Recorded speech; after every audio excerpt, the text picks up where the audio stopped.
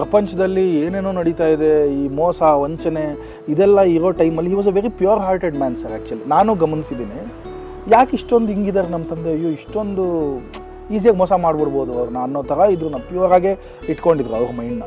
ಅವ್ರು ಅಂದ್ಕೊಂಡಿದ್ದ ಲೆವೆಲ್ ಅವ್ರಿಗೆ ಸಕ್ಸಸ್ಸು ಸಿಗಲಿಲ್ಲ ಅನ್ನೋದವ್ರಿಗೆ ಇತ್ತೇನೋ.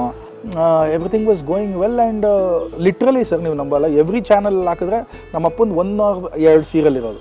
ನಮ್ಮ ತಂದೆ was business partners with and also friends with Naveen ಅವರು ಅಂತ ನಿಮ್ಗೆ ಗೊತ್ತಿರ್ಬೋದು ಸರ್. ಇಬ್ಬರು ಬೈ ಡಿಫಾಲ್ಟ್ ಇರೋರು, ಅವ್ರು ಪ್ರೊಡ್ಯೂಸ್ ಮಾಡಿದ್ರೆ ಇವರಿಬ್ಬರವರು, ಇವ್ರು ಪ್ರೊಡ್ಯೂಸ್ ಮಾಡಿದ್ರೆ ಅವರಿಬ್ಬರವರು. ಸೊ ಈ ಥರ ತುಂಬ ಚೆನ್ನಾಗಿತ್ತು.